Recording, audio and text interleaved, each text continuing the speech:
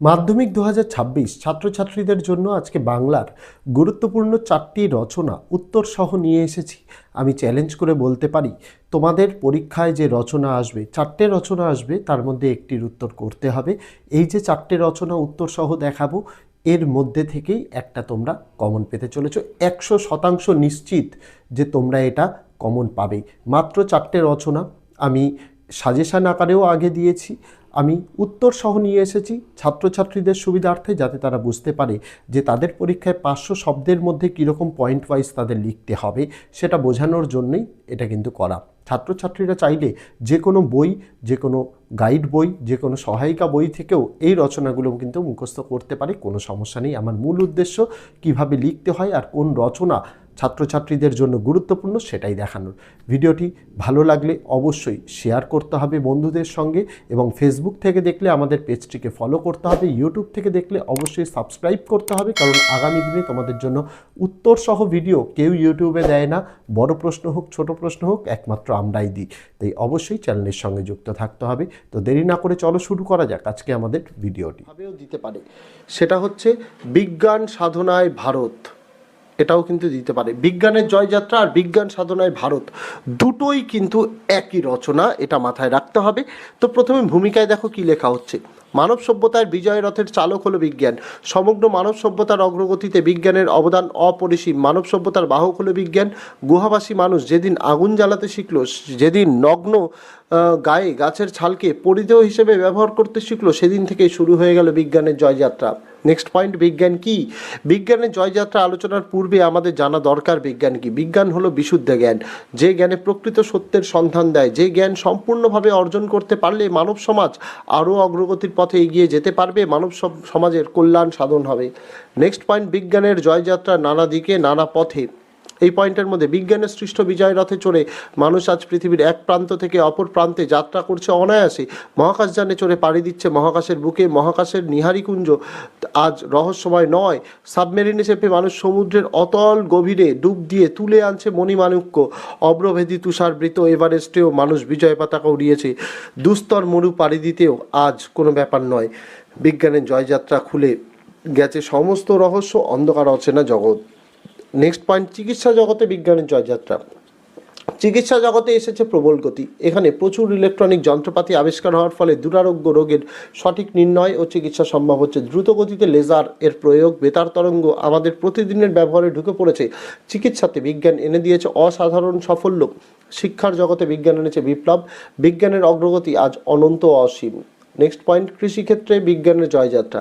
কৃষিক্ষেত্রে উন্নত ফলনশীল বীজ ব্যবহার, রাসায়নিক সার ও কীটনাশক ব্যবহার করে যেমন উৎপাদন বৃদ্ধি সম্ভব হয়েছে, তেমনি অত্যাধুনিক যন্ত্রপাতি ব্যবহার করে কৃষিতে এসেছে সবুজ বিপ্লব। এসব কিছুর পিছনে রয়েছে বিজ্ঞানের জয়যাত্রা। আধুনিক মানুষের জীবন আজ বিজ্ঞান নির্ভর। বিজ্ঞানকে কাজে লাগিয়ে দুর্ভিক্ষ, মরক, প্রাকৃতিক দুর্যোগের অনেকটাই মোকাবিলা করা সম্ভব হয়েছে। সুতরাং বিজ্ঞানের জয়যাত্রা মানে মানব সভ্যতার জয়যাত্রা। নেক্সট, প্রাত্যহিক জীবনে বিজ্ঞানের জয়যাত্রা। আমাদের দৈনন্দিন জীবনে সব রকমের সুখ ও স্বাচ্ছন্দ্য এনে দিয়েছে বিজ্ঞান। আমাদের শোবার ঘর থেকে রান্নাঘর, পড়ার ঘর, ক্লাসরুম, অফিস আদালত সর্বত্র বৈজ্ঞানিক জিনিসপত্র ব্যবহার করে জীবন আরও সুন্দর ও সহজ হয়েছে। টাইম টেবিল থেকে টাইপরাইটার, কম্পিউটার, মোবাইল, ইন্টারনেট সব কিছুই বিজ্ঞানের সোনালী ফসল। এগুলি আমাদের জীবনে এতটাই অপরিহার্য হয়ে উঠেছে যে এগুলি ছাড়া আমরা আর কিছু ভাবতে পারি না। নেক্সট পয়েন্ট, কুসংস্কারের বিরুদ্ধে বিজ্ঞানের জয়যাত্রা। মানব সভ্যতাকে সম্পূর্ণভাবে কুসংস্কার মুক্ত করতে সক্রিয়ভাবে সাহায্য করেছে বিজ্ঞান। সমাজকে সম্পূর্ণভাবে কুসংস্কার মুক্ত করার দায়িত্ব আমাদের প্রত্যেকের। এর জন্য গ্রামে গ্রামে, শহরের বিভিন্ন অঞ্চলে বিজ্ঞান মেলা, বিজ্ঞান প্রদর্শনী, বিজ্ঞান ভিত্তিক আলোচনা সভা, বিজ্ঞান সম্মেলন অনুষ্ঠিত করে কুসংস্কার দূর করা সম্ভব। এর মাধ্যমে জনসাধারণ সচেতন হবে বিজ্ঞানের প্রতি। কুসংস্কার জীবনে যে কী মারাত্মক ক্ষতি করতে পারে সে সম্পর্কে মানুষ অবহিত করে, প্রকৃত সত্যের সন্ধান পাবে। উপসংহারে বলা হচ্ছে, বিজ্ঞানের জয়যাত্রায় মানুষ আজ আর পিছনের দিকে তাকাবার অবকাশ পায় না। শোনা যায় বিশ্ব সৃষ্টি হয়েছিল মহাবিস্ফোরণের বিগ ব্যাং এর মাধ্যমে। এই সৃষ্টির পর বিশ্ব ব্রহ্মাণ্ডের আকার ও পরিধি দিনে দিনে বেড়েই চলেছে। এই বৃদ্ধিকে বলা হয় এক্সপ্যান্ডিং ইউনিভার্স। বিজ্ঞানের জয়যাত্রা দিনে দিনে বেড়েই চলেছে। বিজ্ঞানের জয়যাত্রা কোনো দিনই থামবে না। এই ছিল প্রথম রচনা। নেক্সট রচনা, মোস্ট ইম্পর্টেন্ট, বিজ্ঞান আশীর্বাদ না অভিশাপ, বা এভাবেও দিতে পারে বিজ্ঞানের ভালো মন্দ। প্রথমে ভূমিকা।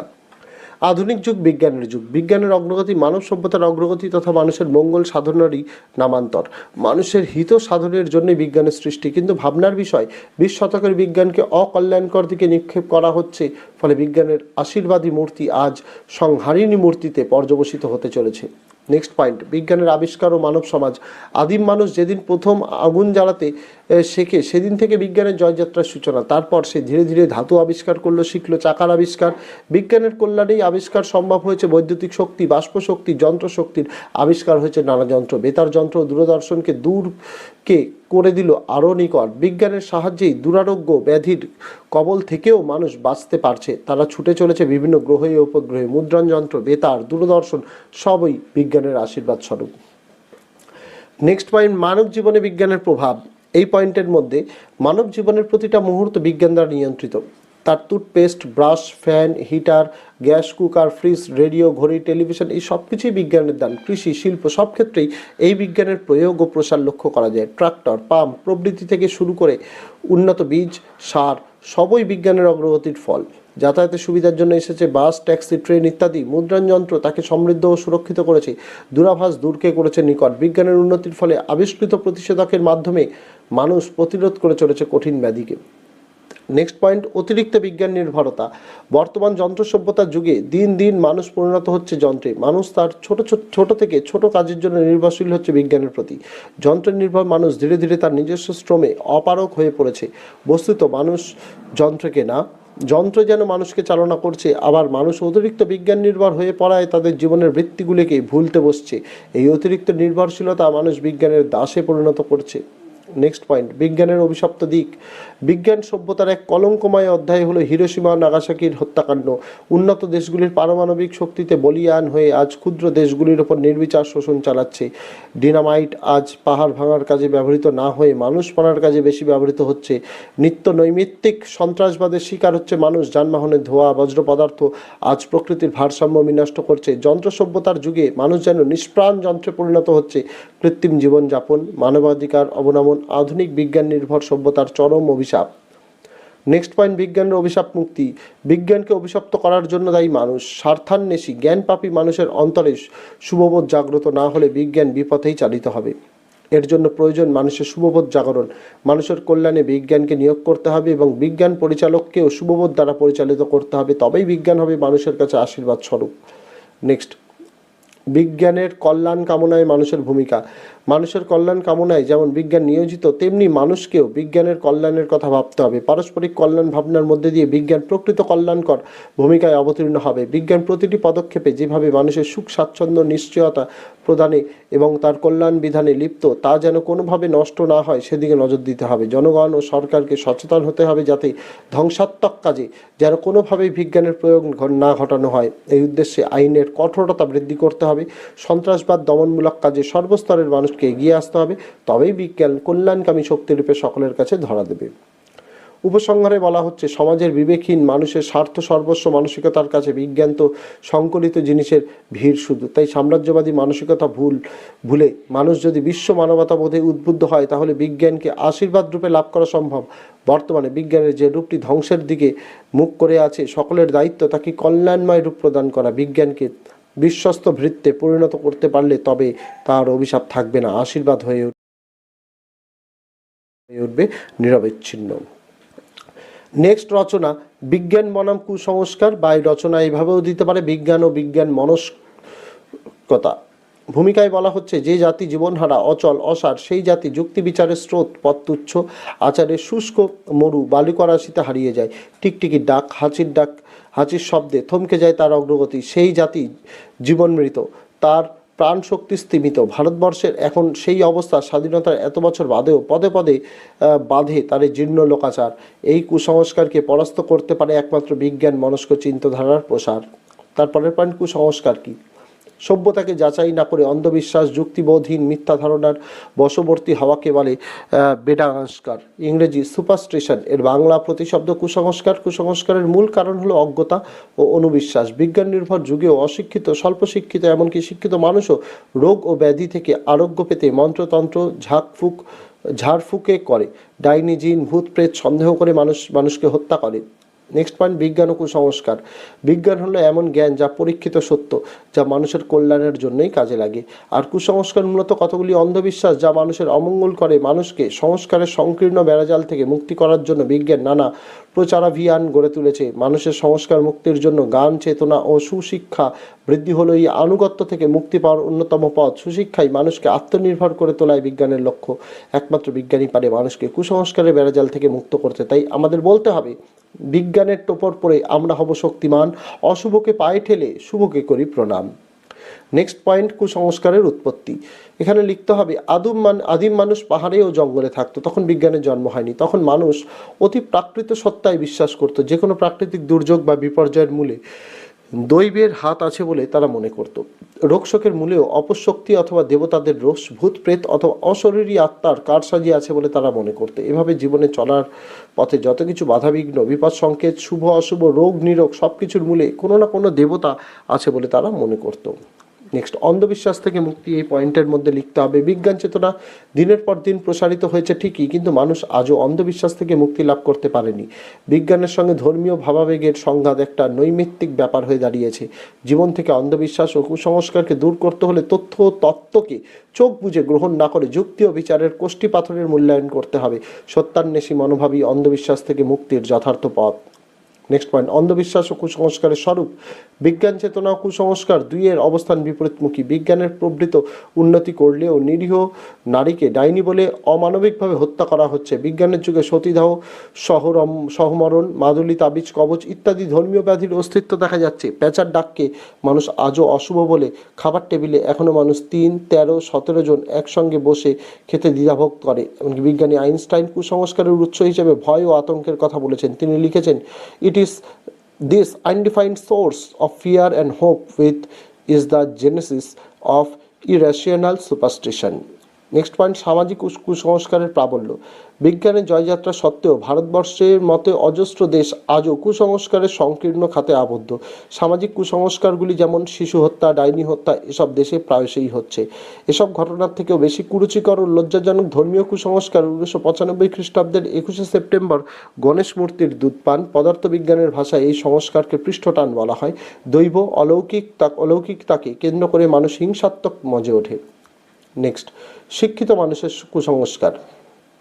এই পয়েন্টের মধ্যে, শিক্ষার আলোয় আলোকিত হয়েও মানুষ কুসংস্কার থেকে মুক্ত হতে পারেনি। বৈজ্ঞানিক মানুষ হয়েও তাবিজ, মাদুলি, কবচ দেখা যায়। ডাক্তার, ব্যাধি চিকিৎসাবিদ্যার পাশাপাশি জ্যোতিষ বিদ্যার ওপর আস্থা রাখে। বহু শিক্ষিত লোক রোগ থেকে আরোগ্য পেতে সাধী মৌলবীদের ডাল পড়া, চিনি পড়া খান চোখ বুঝে। প্রকৃত শিক্ষার অভাবের ফলে এই কুসংস্কারগুলি ক্রমেই বেড়ে চলেছে। অজ্ঞতা ও ভীরুতা এই কুসংস্কারের প্রাণকেন্দ্র। একমাত্র যুক্তিনিষ্ঠ শিক্ষা এই সমস্ত কুসংস্কারকে দূর করতে পারে। নেক্সট, কুসংস্কার দূরীকরণে ছাত্র সমাজ। এর মধ্যে কুসংস্কারের হাত থেকে মুক্তি দিতে পারে ছাত্র সমাজ। ছাত্ররাই পারে কুসংস্কারের জগত্তল পাথরটাকে সমাজের মানুষের জীবন থেকে সরিয়ে দিতে। তার থেকেও বড় কথা হলো, কুসংস্কার থেকে মুক্ত হতে হলে সবার আগে শিক্ষার প্রসার প্রয়োজন। শিক্ষা আনার চেতনা আনবে মুক্তি, কুসংস্কারের হাত থেকে মুক্তি। উপসংহারে বলা হচ্ছে, একবিংশ শতাব্দীর দ্বিতীয় ধাপে দাঁড়িয়ে মানুষকে আরও বেশি করে সুপার সায়েন্স হতে হবে। এখনও আমরা সেই আদিকালের প্রথা, আচার, সংস্কারকে আঁকড়ে ধরে থাকবো? কেন বিজ্ঞানের হাত ধরে চলবো না? এসো, মুক্ত করো এই দ্বার। কুসংস্কারের হাত ধরে পৃথিবীর ঢের জন্ম নষ্ট হয়ে গেছে। কেবল বিজ্ঞান চেতনার পারে সংস্কারের অমানবিকতা ভেদ করে আলোক তীর্থে নিয়ে যেতে। তবে আমরা সুদিনের মুখ দেখতে পাবো। আর কবির কণ্ঠে কণ্ঠে মিলিয়ে বলবো, ধর্ম কারার প্রাচীরে বজ্র হানো, এ অভাগা দেশে জ্ঞানের আলো। নেক্সট, রচনা। মাতৃভাষায় বিজ্ঞান চর্চা বা বাংলা ভাষায় বিজ্ঞান চর্চা, যেটাই দিক একই উত্তর হবে। ভূমিকায়, বিজ্ঞানের সাধনা দিয়েই মানুষ পৃথিবীকে বৈচিত্র্যময়ী করে তুলেছে, কারণ বিজ্ঞান মানব সভ্যতার উত্তরণের সিঁড়ি। অতি প্রাচীন কাল থেকেই বিভিন্ন প্রতিকূলতা এবং মহামারীর রোগের বিরুদ্ধে প্রতিরোধ গড়ে তুলতে বিজ্ঞানী হয়ে উঠেছে মানুষের হাতিয়ার। তাই সারা পৃথিবী জুড়ে শুরু হয়েছে বিজ্ঞান সাধনা, আর ভারতীয় বিজ্ঞান সাধনায় বাঙালি মনীষীরা স্বীকৃতি পেয়েছে। তাই বিজ্ঞানকে আরও এগিয়ে নিয়ে যেতে ভাষার মাধ্যমে বা বিদ্যা চর্চার মাধ্যমে বিজ্ঞান চর্চাকে আরও প্রসারিত করতে হবে। নেক্সট পয়েন্ট, মাতৃভাষায় শিক্ষা। শিক্ষার সঙ্গে মাতৃভাষা ওতপ্রোতভাবে জড়িত। তাই যুগ যুগ ধরে শিক্ষাবিদরা বলে গেছেন, মাতৃভাষার শিক্ষাই অন্যতম বাহন।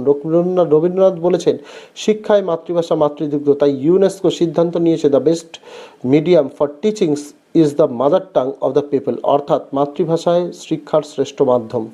নেক্সট পয়েন্ট, বাংলায় বিজ্ঞান চর্চার ক্রমোন্নতি। বাংলায় বিজ্ঞান চর্চার সূত্রপাত হয়েছিল ইংরেজের হাত ধরে বা ইংরেজ হাতে। মেকলের মতে ইংরেজি ভাষা ছিল জ্ঞান বিজ্ঞানের অন্যতম মাধ্যম। পরবর্তীকালে বাংলার নবজাগরণের যুগে বিজ্ঞানীরা জাতীয়তাবাদে উদ্বুদ্ধ হয়ে বিজ্ঞান বিষয়ক প্রবন্ধ অক্ষয় কুমার দত্তের বিদ্যা দর্শন পত্রিকা প্রকাশ করতে থাকে। এই সময় বিবেকানন্দ, ডক্টর মহেন্দ্রলাল সরকার, রবীন্দ্রনাথ ঠাকুর প্রমুখ বাংলায় বিজ্ঞান পুস্তিকার প্রকাশে সহযোগিতার হাত বাড়িয়ে দেন। এরপরে বিজ্ঞানী প্রফুল্লচন্দ্র রায়, মেঘনাথ সাহা, সত্যেন্দ্রনাথ বসু, জগদীশচন্দ্র বসু প্রমুখ বাংলা ভাষায় উপযুক্ত পরিভাষা গঠনে সচেষ্ট হয়ে বাংলা ভাষায় বিজ্ঞান চর্চাকে সকলের সামনে তুলে ধরেন।